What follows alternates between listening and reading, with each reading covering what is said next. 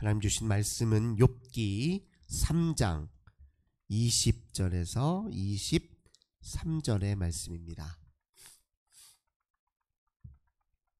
욥기 3장 20절에서 23절의 말씀입니다.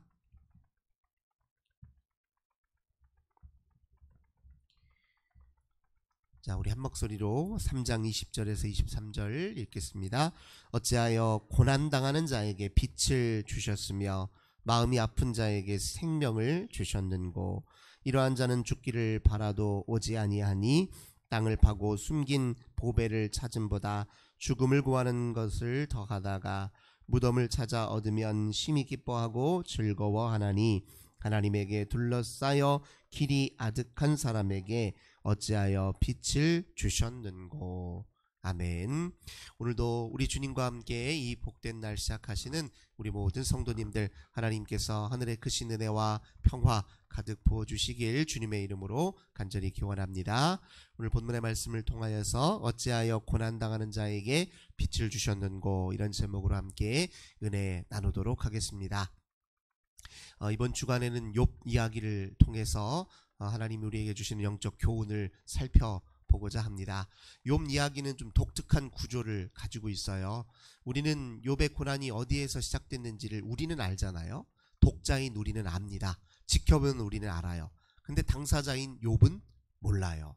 그를 찾아와 위로한답시고 이런저런 이야기를 했던 친구들도 어디에서부터 그 고난이 시작했는지 모릅니다. 우리는 알아요. 알고 있는 우리가 욥의 자기 독백을 지켜보고 있고, 친구들이 욥에게 건네는 말을 듣고 있고, 욥의 또 항변을 다 듣고 있어요.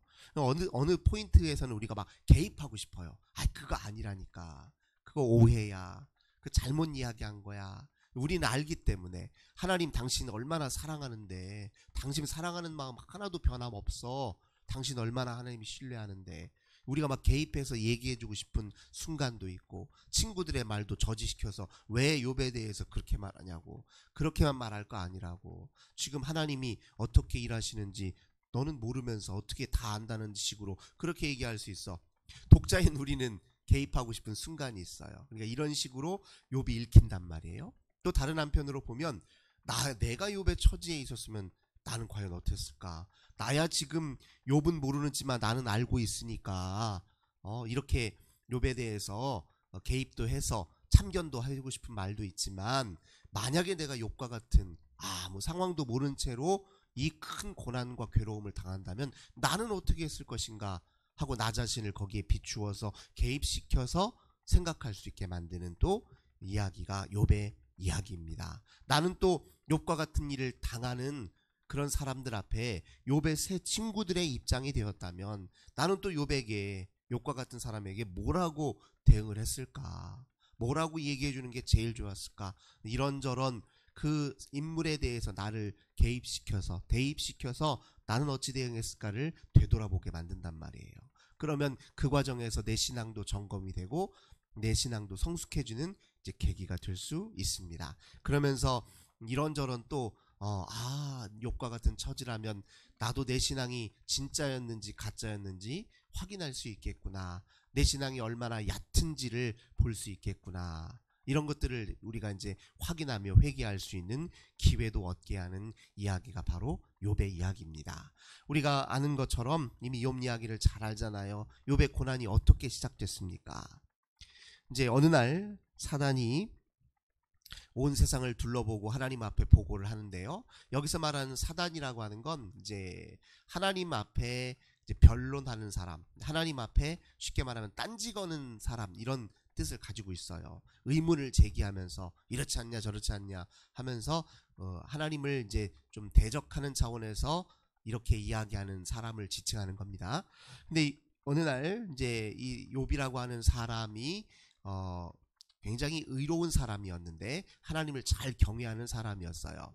그래서 하나님 입장에서 욥이 네가 세상을 둘러봤으면 사탄에게 이야기하는 거예요. 네가 세상을 둘러봤으면 욥이라는 사람도 봤을 텐데 참 아름답고 모범적이고 참 좋은 사람 아니냐, 이렇게 건넜단 말이에요. 그때 사탄이 하나님 앞에 무슨 문제를 제기하냐, 우리 한번 보겠습니다. 8절입니다.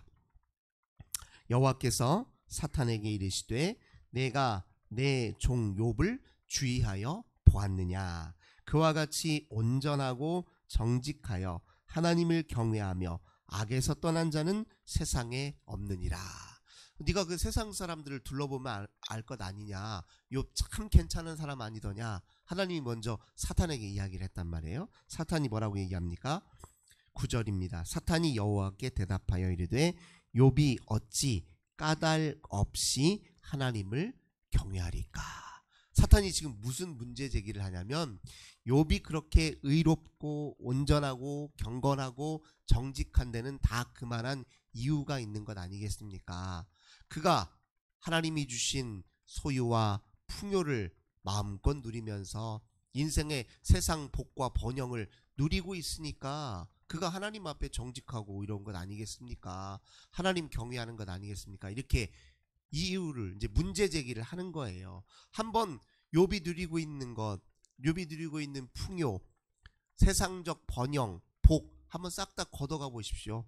그럼에도 불구하고 욥이 하나님을 경외하고 예배하는지 한번 봅시다. 이렇게 지금 이야기하는 거예요. 11절 12절입니다. 이제 주의 손을 펴서 그의 모든 소유물을 치소서. 그리하시면 틀림없이 주를 향하여 욕하지 않겠나이까. 이렇게 얘기해요. 여호와께서 사탄에게 이르시되 내가 그의 소유물을 다 네 손에 맡기노라. 다만 그의 몸에는 네 손을 대지 말지니라. 사탄이 곧 여호와 앞에서 물러가니라. 이 이유 때문에 욥의 고난이 시작된 거예요. 우리는 이제 이 이유를 안단 말이에요. 정작 당사자인 욥은 모르는 상황이에요. 이런 식으로 지금 욥의 이야기가 전개됩니다. 그래서 사탄이 하나님의 권한을 위임받아서 잠깐 위임받아서 어떻게 합니까? 16절 보니까 그가 아직 말하는 동안에 또 한 사람이 와서 이르되 하나님의 불이 하늘에서 떨어져서 양과 종들을 살라버렸느냐. 종이 먼저 죽고 또 욥이 가지고 있었던 양과 종들이 다 죽었어요. 그 다음에 19절 거친 들에서 큰 바람이 와서 집 내 모퉁이를 치매 그 청년들 위에 무너짐으로 그들이 죽었나이다. 즉 욥의 자녀들이 다 죽게 되었어요. 말이 쉽지요. 실제로 우리가 그런 상황에 처했다면 우리는 어떻게 하겠습니까? 그때 우리가 그 이유가 드러나는 거예요. 만약에 이때 하나님을 저주하고 사탄이 말한 대로 하나님을 욕하고 하나님을 등져버렸다. 그러면 누가 승리하는 거예요? 사탄이 승리하는 거예요. 사탄 말이 딱 맞아요. 욥이 까닭 없이 하나님을 경외한 게 아니라 다 이유가 있었네요.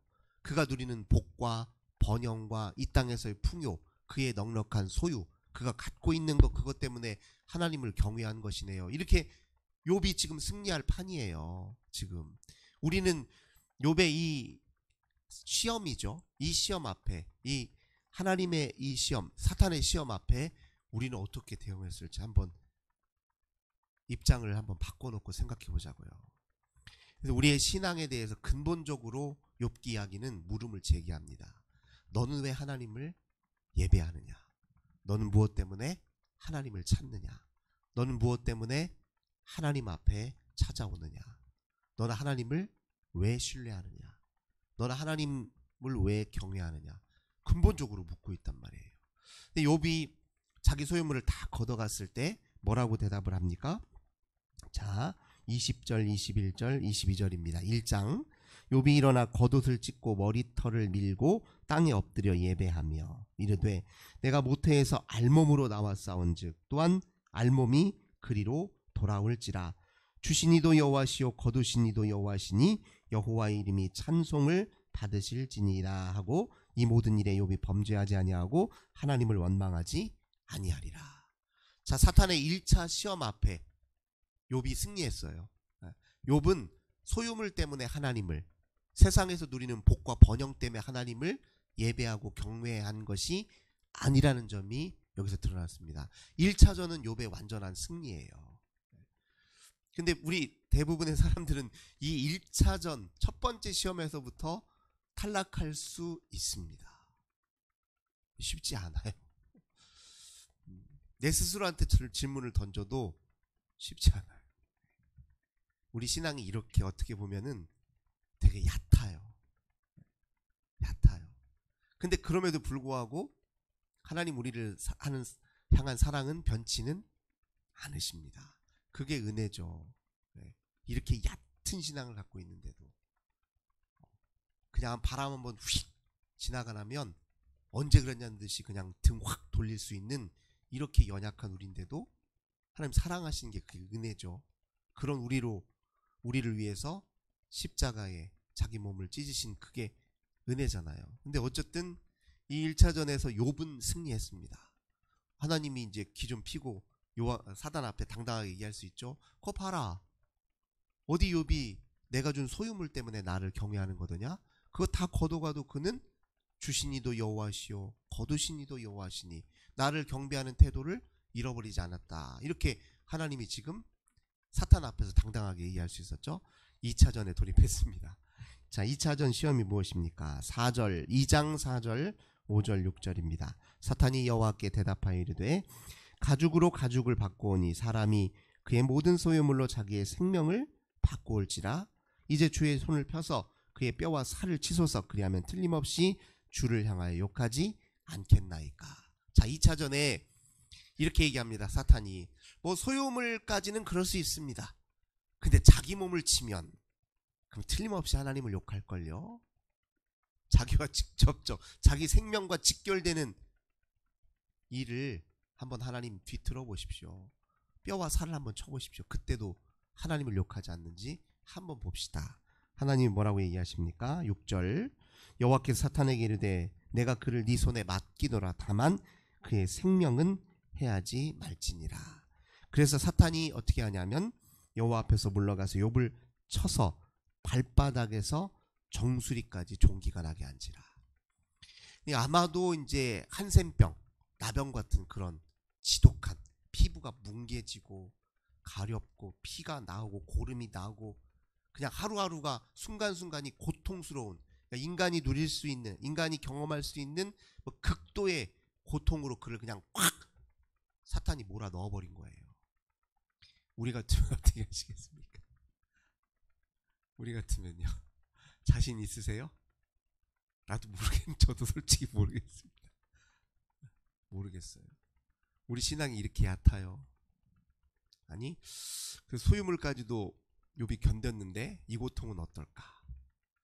욥이 어떻게 이제 반응하냐면 거기다 이제 그 자기 아내까지 저주를 합니다. 9절이에요. 그의 아내가 그에게 이르되 당신이 그래도 자기의 온전함을 굳게 지키겠느냐? 하나님을 욕하고 차라리 죽어버려라. 제일 가까운 사람이에요. 아내가 자기 제일 가까운 사람이 한다는 말이 하나님을 욕하고 죽어버리래요. 쉽게 말하면 자기 몸도 지금 극도의 고통에 있는데 누구한테 하소연할 사람 한 사람 없는 거예요 지금. 이게 가장 극도의 고통 중에 고통이 바로 이 육체적 고통에다가 정신적으로 완전히 고립된 상황이거든요.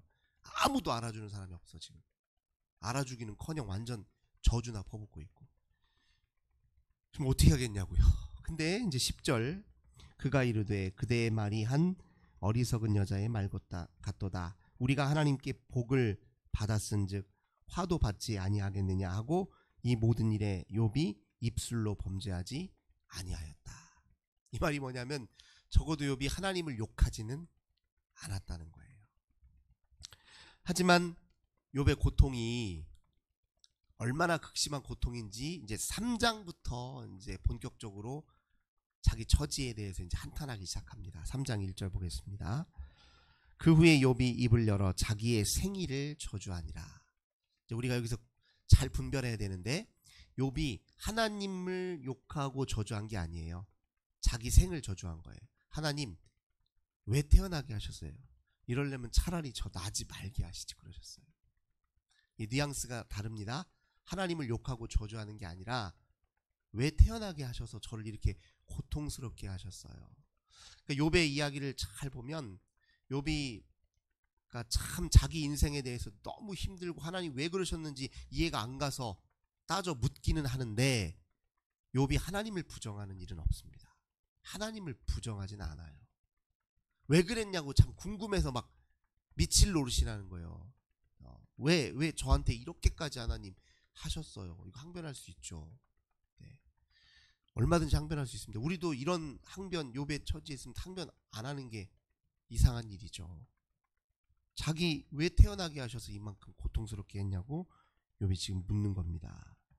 그러면서 20절 오늘 건너뛸게요. 건너뛰어서 이제 그 얘기예요. 차라리 나지 않았다면 훨씬 좋았을 것을. 그런데 욥이 감감히 자기 고통 중에 생각해 보는데 20절 어찌하여 고난당하는 자에게 빛을 주셨으며 마음이 아픈 자에게 생명을 주셨는고. 힘들어 죽겠고 너무너무 고통스러운데요. 뭐가 있냐면 그 빛이 한 줄기 빛이 있어요. 그 뭐냐면 하나님을 인정하는 빛이에요. 내가 고난 중에 있든 아픔 중에 있든 극도의 괴로움 중에 있든 하나님이 계신 것만은 내가 부정할 수 없는 거예요. 왜 내가 고통을 당해야 되는지는 모르겠지만 하나님이 계시다는 것은 너무 선명하게 자기가 인식되는 거예요. 이게 이 빛이 바로 하나님을 아는 빛이에요. 왜 이걸 주셔가지고 차라리 내가 하나님을 아예 몰랐으면 차라리 바로 그냥 내 목숨 끊어서 내가 스스로 자살이도 할 예정인데 내가 어떻게 하나님을 이거 뻔히 계시다는 걸 내가 알고 있으니 이게 더 고통스럽다는 거예요. 하나님 계신 거 뻔히 아는데 이유를 모르겠으니 마음 아픈 자에게 생명을 주셨는고. 나 너무너무 마음적으로 모든 면이 다 괴로워 죽겠는데 내가 그 괴로움을 다 짊어지면서도 하나님 앞에 서 있으니 지금 그렇게 하소연하는 겁니다. 죽기를 바라도 죽을 수도 없고 죽음을 차라리 죽는 게 낫겠다 싶지만 어찌할 수 없는 자기 인생. 23절 하나님에게 둘러싸여 있다는 것만큼은 내가 부정할 수 없으니. 그러니까 욥을 이야기를 하면서도 우리가 이렇게 느껴요. 우리가 고난을 당하는 순간에도 하나님이 우리와 함께 계신다는 사실만큼은 분명합니다. 그 진실이에요. 그러니까 우리는 하나님이 곁에 계시면 모든 일이 형통하고 잘되고 온전하고 풍요하고 다 잘 되기를 바라지만 현실은 그렇지 않다는 거죠. 욥은 굉장히 그런 의미에서 되게 현실적이에요. 예수 믿는다고 뭐 모든 일이 다 잘 되나요? 예수 믿어도 아무리 훌륭하고 아무리 의롭게 존경스럽게 살아도 암 걸려서 죽기도 하고 가장 가까운 사랑하는 이가 목숨을 엄청난 사고로 불의를 당해서 죽기도 하고. 저도 젊으실 때 원래 이제 모교회 고향 교회죠. 내가 너무너무 존경하고 사랑하는 이제 교회의 선배죠. 선배 형인데 결혼한 지 얼마 안 돼서 이제 애를 낳는데 셋째가 이제 택시 타고 가다가 교통사고 나서 셋째가 엄마 품 안에서 죽었어요. 너무너무 아름다운 신앙을 가진 부부고 누가 보더라도 참 너무너무 훌륭한 신앙인인데 아니 교통사고 때문에 품에 안고 있었던 셋째 아기가 죽었다니까요. 그런 일들이 있잖아요. 그게 현실이잖아요. 그게 현실, 부정할 수 없는 현실이잖아요. 실제로. 그리고 야 어떻게 저렇게 악독한 인간이 있을까 싶은데 아니 그 사람이 잘 먹고 잘 살아. 마지막까지 아프지도 않고 끝까지 자기 생에 다 산 것처럼 살아요. 아니 그게 현실이잖아요. 눈에 보이는, 부정할 수 없는. 그런데 그럼에도 불구하고 하나님이 같이 계신다는 거예요. 그게 사실 변함이 없어요. 그리고 그 하나님이 사랑하시잖아요. 우리는 알잖아요. 하나님이 욥이 미워서 지금 이렇게 하는 게 아니잖아요. 어디 욥이 미워서 하나님이 이 고난을 주셨습니까? 사단에게 그냥 그 욥의 신앙이 진짜인지 가짜인지를 내가 확인하고 싶다라는 사단에게 그래 그렇게 해봐라 라고 허용하신 거지. 그렇다고 해서 하나님이 욥을 미워한 적도 없고 욥을 불신한 적도 없고 욥을 버린 적도 없어요. 하나님이 언제 버렸어요? 한 번도 버린 순간이 없는데 오히려 사단 앞에서 욥을 자랑했는데요. 그러니 우리가 이런 현실 속에 있을 수 있다는 겁니다. 하지만 오늘 욥이 얘기한 것처럼 아무리 힘들고 괴롭고 고통스러워도 주님이 나와 함께 계신다는 사실만큼은 부정할 수 없는 진실이라는 거예요. 그걸 아는 빛이 우리에게 있습니다. 그게 또 우리를 살게 하는 힘이고 그럼에도 불구하고 때로 이해할 수 없는 현실이 닥치더라도 견뎌야 될 이유가 거기에 있는 거예요. 또 욥을 보면서 이런 생각도 해요. 야 아무리 힘들어도 욥만큼은 힘들지 않으니 다행이다. 그걸 또 다른 의미로 적용하자면 예수님, 야, 아무리 고통스러워도 내가 예수님 당하는 고통만큼 당하지 않았으니. 이것이 이제 욥의 이야기를 통해 우리의 신앙을 점검하면서 또 하나님을 믿을 때, 신뢰할 때 무엇을 근거로 이유로 우리 주님 앞에 나아가고 경외하고 예배할지를 그렇게 다시 한번 돌아보게 합니다.